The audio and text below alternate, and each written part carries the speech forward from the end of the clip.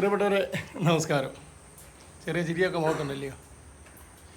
അപ്പം ഇന്നലെ കൊണ്ട് വീടിൻ്റെ അകത്തെ വെള്ളം ഇറങ്ങി. ഞാൻ ഇന്നലെ ഒരു വീഡിയോ ഇട്ടിരുന്നു, വീട് തുടങ്ങുന്ന ഒരു വീഡിയോ. ഇന്ന് ഞങ്ങളുടെ മൂന്നാം ഘട്ട അവസാന ഘട്ട ലോഷനൊക്കെ ഒഴിച്ചുള്ള ഒരു ക്ലീനിങ് ആണ്, അത് നടന്നുകൊണ്ടിരിക്കുകയാണ്. അപ്പം വീട്ടിൽ നിന്ന് മുറ്റത്തു നിന്നൊക്കെയുള്ള വെള്ളം ഒക്കെ ഇറങ്ങി എല്ലാം അലങ്കോലപ്പെട്ട് കിടക്കുവാണ്. ഉണ്ടല്ലോ, ഒരുപാട് ധാരാളം ചെടികളൊക്കെ ഉണ്ടായിരുന്നു, ധാരാളം. ഞങ്ങളൊക്കെ ഭയങ്കര ചെടി പ്രേമികളാണ്. പക്ഷേങ്കിൽ അതൊക്കെ ഒരുപാട് നഷ്ടപ്പെട്ടു. പോട്ടെ, ചെടിയല്ലേ, പോട്ടെ, നമുക്കതിനി ഉണ്ടാക്കാം. വേണ്ടേ, ഞങ്ങളുടെ വീട് ഉണ്ടല്ലയോ, ഇന്നലെ കണ്ട വീടല്ല, എന്ന മൂന്നാം ഘട്ട പണിയിലാണ്. ഞങ്ങളുടെ അമ്മയൊക്കെ ഭയങ്കര അക്ഷീണമായ പരിശ്രമത്തിലായിരുന്നു. ക്ലീൻ ചെയ്യാനൊന്നും അമ്മ അങ്ങനെ കൂട്ടിയില്ല, കാരണം വീട്ടിലെ മേളിലായിരുന്നു, ടെറസിലെ പാചകം ചെയ്ത കാര്യങ്ങളൊക്കെ ആയിരുന്നു. ഒരുപാട് കാര്യങ്ങളല്ലേ, വീട്ടിലെ താഴത്തെ സാധനങ്ങൾ മുഴുവൻ മേളിൽ റൂമിൽ കൊണ്ടിട്ട് എല്ലാം അലങ്കോലത്തേണ്ട. എൻ്റെ വൈഫ് അജിഷ ഭാര്യ എങ്ങനെയുണ്ട്, എന്താ പറയുന്നു? അവസാനത്തെ മിനുക്ക് പണിയിലാണ്. അമ്മ എന്നെ ഒന്നും ചെയ്യാഞ്ഞേ, കണ്ടില്ലേ, ജോലി പിടിച്ചോണ്ട് നിൽക്കുകയോ, കണ്ടോ?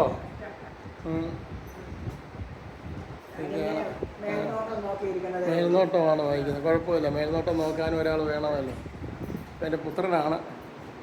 പിന്നെ മക്കൾ രണ്ടുപേരും, ഇളയത്തിങ്ങൾ രണ്ടുപേരും ഉണ്ട്. മോളെ തിരുവനന്തപുരത്തുണ്ട്.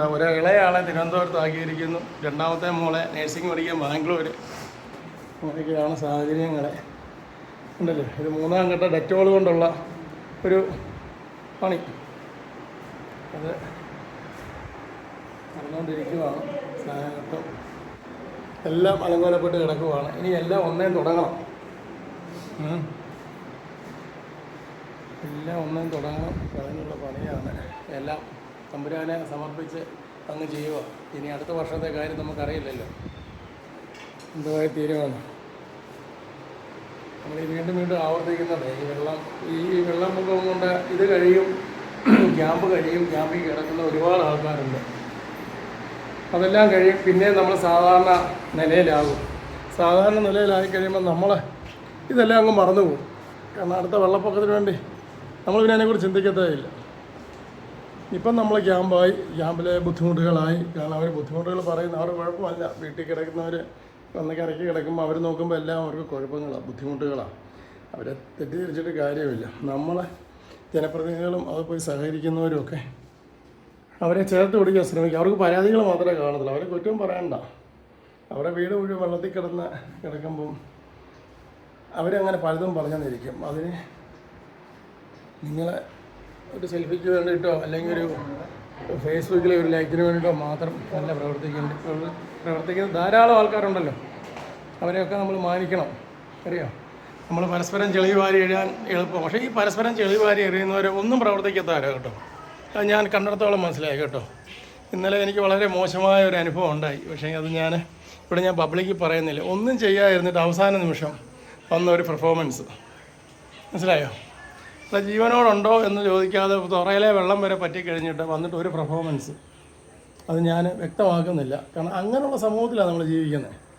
അങ്ങനെയുള്ള ആൾക്കാരാണ്. അവരൊന്നും ചെയ്യത്തില്ല, ഒന്നും ചോദിക്കത്തില്ല, മനസ്സിലായോ? അവർ ആ സമൂഹത്തിലാണ് നമ്മൾ. അപ്പോൾ എന്തെങ്കിലും കഷ്ടപ്പെടുന്നവരൊക്കെ ഉണ്ടെങ്കിൽ കഷ്ടപ്പെടട്ടെന്നേ. വിമർശനങ്ങളൊക്കെ ഇല്ലയോ രാഷ്ട്രീയം. ഇനിയിപ്പോൾ നമുക്ക് രാഷ്ട്രീയമാണ്, അത് പറഞ്ഞുകൊണ്ടേ ഇരിക്കും, ഒന്നും കുഴപ്പമില്ല, ഒക്കെ അങ്ങനെ പോവും.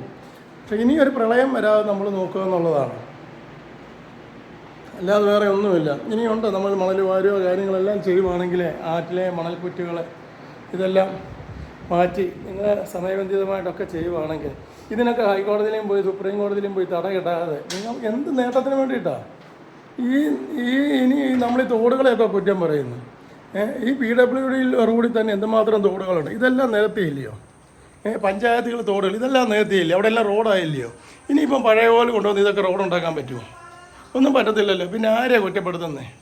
5 സെൻറ്റുകാരൻ മണ്ണിട്ട് നികത്തിയൊരു വീട് പണിയുമ്പോഴേ ഉള്ളൂ എല്ലാവർക്കും പ്രശ്നം. അല്ലാതെ നമുക്കറിയാമല്ലോ എന്ത് പ്രൈവറ്റ് സ്ഥാപനങ്ങളുടെ ബാക്കികളിലാണ് പിന്നെ കോടികൾ ഇപ്പം പണ്ടത്തെ പോലെ ടിപ്പറൊന്നുമില്ല, മാൻ എന്ന് പറഞ്ഞ വണ്ടിയാണ് കൊണ്ട് മണ്ണടിക്കുക. അതിനൊന്നും ആർക്കും പ്രശ്നമൊന്നുമില്ല. അപ്പോൾ അതൊന്നും മണ്ണിട്ട് നികത്തില്ലല്ലയോ? സാധാരണക്കാരൻ 5 സെൻറ്റുകാരനൊരു വീട് പണിയുമ്പോൾ അതിനകത്ത് ഇച്ചിരി മണ്ണിട്ട് നികത്തുമ്പോൾ അത് പ്രശ്നമാണ്. അപ്പോൾ ഈ കാണുന്ന റോഡും തോടുകളൊക്കെ നമ്മൾ പഴയ പൂർവ്വസ്ഥിതി കൊണ്ടുവേണ്ടി വരും. നമുക്ക് ഈ വെള്ളമൊക്കെ ഇല്ലാതാക്കണമെങ്കിൽ നമ്മളെപ്പോഴും തോടിനെ കുറ്റം പറയുക. എൻ്റെ വീട്ടിൽ 3 അടി വഴിയുള്ളെങ്കിൽ ഞാനത് അതിന് തൊട്ട് സൈഡിൽ തോടുണ്ടെങ്കിൽ അതിനെ ഞാൻ 12 അടി ആക്കാനാണ് ശ്രമിക്കുന്നത്. അപ്പോൾ എൻ്റെ വീട്ടിലെ തോടിനൊന്നും ഒരു പ്രശ്നമില്ല. അത് ഈ സംസാരിക്കുന്നതുകൊണ്ട് ഞാൻ വിമർശനം അങ്ങ് പറഞ്ഞു പോകുന്നേ ഉള്ളൂ കേട്ടോ, തെറ്റിദ്ധരിക്കില്ല. കാരണം നമ്മുടെ സമൂഹത്തിൽ കാണുന്ന കാര്യങ്ങൾ അങ്ങ് പറയുക, അതിന് പ്രശ്നമില്ല. പക്ഷേ എൻ്റേതല്ലാത്ത എന്ത് പ്രശ്നങ്ങളും അതെൻ്റെ പ്രശ്നമാണ്. പക്ഷെ നമ്മൾ വിമർശിക്കും, ചുമ്മാതെ വിമർശിക്കും. എനിക്ക് എൻ്റെ വീട്ടിൽ കാറ് കയറണം, ജീപ്പ് കയറണം, ലോറി കയറണം, ടിപ്പർ കയറണം. എൻ്റെ താഴ്ച എന്തെങ്കിലും പ്രദേശത്തുണ്ടെങ്കിൽ ഞാൻ മണ്ണടിക്കാൻ അത് ടിപ്പർ കയറും. നാട്ടുകാരും എല്ലാം ശല്യം ഉണ്ടാക്കുന്നുണ്ട്. ഞാൻ 2ാം ശനിയാഴ്ച നോക്കി ഞാൻ മണ്ണടിക്കും. മനസ്സിലായില്ല? തിങ്കളാഴ്ചയല്ലേ ഓഫീസർമാർ വരത്തുള്ളൂ. അതാണ് നമ്മുടെ സമൂഹം. അതുകൊണ്ട് മണ്ണിട്ട് നികത്തിയതൊക്കെ ഇനി നമുക്ക് ആർക്കൊന്നും ചെയ്യാൻ പറ്റത്തില്ല. ഏതെങ്കിലും പാവങ്ങളുടെ വല്ല മണ്ണിട്ട് നികത്തി അത് മാത്രമേ നമുക്ക് പിടിക്കാൻ പറ്റത്തുള്ളൂ. ബാക്കിയൊക്കെ ഉണ്ടാക്കണേ മുട്ടിടിക്കും. അതുകൊണ്ട് പ്രിയപ്പെട്ടവരെ, രാവിലെ വന്ന് വിമർശനം പറയാമെന്ന് പറയില്ല. കാരണം ഇങ്ങനെയുള്ള സാഹചര്യത്തിൽ ഇതൊക്കെ പറയാൻ പറ്റത്തുള്ളൂ. അപ്പം നമ്മുടെ പ്രളയം കഴിയുകയാണ്. കാരണം ക്യാമ്പിലിരിക്കുന്നവർക്ക് എത്രയും പെട്ടെന്ന് വീട്ടിൽ വരാൻ സാധ്യതയാവട്ടെ എന്നാണ് ഞാൻ പറയുന്നത്. കാരണം അവരെയൊക്കെ നമ്മൾ ചേർത്ത് പിടിക്കുക, അവർക്ക് എത്രയും പെട്ടെന്ന് സംരക്ഷണം കൊടുക്കുക, വാഗ്ദാനം ചെയ്തതൊക്കെ നിറവേറ്റുക. അതൊക്കെയാണ് എനിക്ക് വീണ്ടും ആവർത്തിക്കാൻ പറയുന്നത്. ഈ സാഹചര്യം നമുക്ക് കുഴപ്പമില്ല. വീട് മുഴുവൻ കയറി ഇറങ്ങി, വെള്ളം കയറി ഇറങ്ങി ഭയങ്കരമായിട്ട് ബുദ്ധിമുട്ടുകളുണ്ടായി. നമ്മുടെ ഒന്നും കുഴപ്പമില്ലാതെ ഈ നിമിഷം വരെ ദൈവം കാത്തു. അങ്ങനെ നമുക്കിനിയും വെള്ളം ഇറങ്ങി, നമുക്കിനി രാഷ്ട്രീയത്തിലേക്ക് നമുക്ക് ഇറങ്ങാം. രാഷ്ട്രീയ വിമർശനത്തിലേക്ക് നമുക്ക് പരസ്പരം കുറ്റപ്പെടുത്തി പഴിചാരി നമുക്കിനി അടുത്ത വിഷയം, നമുക്ക് ഈ വിഷയം ഇവിടെ കൊണ്ട് അവസാനിക്കട്ടെ. ഇനി വേറൊരു വിഷയം വരുമ്പം നമ്മൾ ഈ വിഷയം മറന്നുപോകും. നമ്മളിനി ചിന്തിക്കത്തേ ഇല്ല. ഇനി നമ്മൾ 2018 നമ്മൾ വെള്ളം പൊങ്ങുമ്പം അവിടെ തോടുണ്ടായിരുന്നു, ഇവിടെ മറ്റേതുണ്ടായിരുന്നു, നിങ്ങൾ ആ മണൽ വാരിയില്ല. നമ്മളിനി ഒരു കൊല്ലത്തെ സമയമുണ്ട്. നമുക്ക് മണൽ വാരാഞ്ഞുകൊണ്ടാണ് സമയം. നമ്മൾ ഇന്നേ തുടങ്ങണം.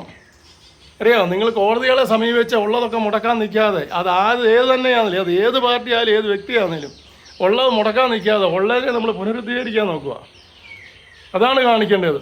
കുറേ പ്രവൃത്തി സ്നേഹികളെന്ന് പറഞ്ഞ നാറികളൊക്കെ ഉണ്ട്. മനസ്സിലായോ? അവൻ്റെയൊക്കെ വീട് സുരക്ഷിതമായിരുന്നിട്ടാണ് കരക്കാരനെ കുറ്റപ്പെടുത്താൻ വേണ്ടി നിൽക്കുന്നത്. പച്ചയ്ക്ക് പറയുക, എന്ത് പ്രവൃത്തി സ്നേഹികളാണ് ഈ പറയുന്നത്? ഒന്നുമില്ലെന്ന്. ഇതൊക്കെ ഒരു പ്രവർത്തനമാണ്. 10 മുന്നിൽ വേറെ മുന്നിൽ ആളാകാൻ വേണ്ടിയുള്ള പ്രവർത്തനമാണ്. ഒന്നുമില്ല. ഒരു ഗവൺമെൻറ് നമുക്കൊരു പഞ്ചായത്ത് മെമ്പറെ, ഒരു വില്ലേജ് ഓഫീസറെ, ഇത്രയും പേര് മതി നമ്മുടെ ഈ പഞ്ചായത്ത് നന്നാകാൻ. ഒരു വാർഡ് നന്നാകാൻ ഒരു വാർഡ് മെമ്പർ മതി. അല്ലാതെ MLA നേരിട്ട് വരുമൊന്നും വേണ്ട. ഞാൻ പറഞ്ഞത് ശരിയാണോ? ഒന്നും വേണ്ട. നമ്മൾ ജനപ്രതിനിധികളെ എന്തിനാണ് തിരഞ്ഞെടുത്ത് വിട്ടുന്നത്? അതാത് വാർഡുകളെ നമ്മൾ ജനപ്രതിനിധികളെ തിരഞ്ഞെടുക്കുന്നത് എന്തിനാ? നമ്മൾ മതം പറഞ്ഞ് വോട്ട് പിടിക്കാനല്ല.